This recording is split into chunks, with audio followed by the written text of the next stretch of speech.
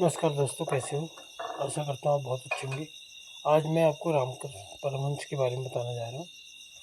रामकृष्ण परमहंस जी जो थे,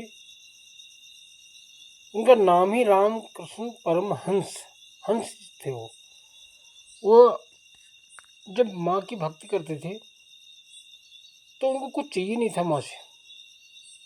हम तो कामने लेके भगवान के मंदिर में जाते हैं, प्रभु मेरे ये काम कर दें, ये काम कर दें, काम सौंपने जाते हैं।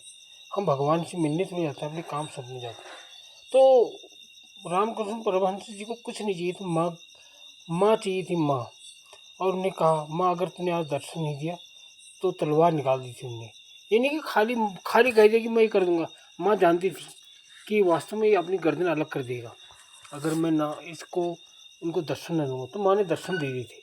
और वे माँ के साथ ऐसे बैठते थे जैसे माँ सौ शरीर उनके साथ बैठ भोजन करते थे, माँ को खिलाते थे और माँ के साथ सारे दिन बातें करते थे। लेकिन क्या हुआ, रामकृष्ण परमहंस को गले का कैंसर था। माँ ने कभी उनका गले का कैंसर ठीक नहीं किया, उनको खाने में तकलीफ होती थी। तो कहने का मतलब यह है, माँ को पता था कि अगर इसका गले का कैंसर ठीक हो जाए तो इसको फिर भोगना पड़ेगा, क्यों ना अभी भोग ले। तो कभी भी हो, जो हमने गलत कर्म कर लिए हैं वो तो हमको भोगना ही पड़ेगा। और अगर हम आज से सुधरना चाहें तो नई जीवन की शुरुआत हो जाती है। और मैं यही कहना चाहूँगा कि जो भी है, ऊपर वाले से कभी भी हो कृपा मत मांगना। अगर वो आपके ऊपर कृपा करता है तो हमारे कर्म ऐसे रह जाते हैं।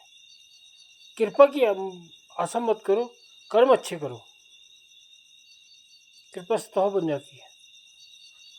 तो कहने का मतलब यही है, रामकृष्ण परमहंस जी को नहीं छोड़ा तो हम क्या, हम और आप क्या है।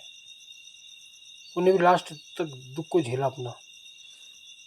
तो इस संसार में ये कर्म भूमि है, यहाँ जैसे कर्म करता है वैसे आदमी को फल मिलता है। ये प्रकृति किसी से उधार नहीं छोड़ती है, सबको उसका दंड मिलता है। जो अच्छा करेगा उसको अच्छा ही मिलेगा, जो बुरा करेगा बुरा मिलेगा। ये प्रकृति का नियम है। ये मत कहो कि मैं छूट जाऊंगा इस कर्म से। तो कहने का दोस्तों यही तात्पर्य है, अच्छे कर्म करो, किसी को सताओ मत। अगर किसी की बददुआएं मत लो, किसी से आशीर्वाद तो जोड़ लो लेकिन बददुआ किसी से मत लो। यही जीवन का लक्ष्य है।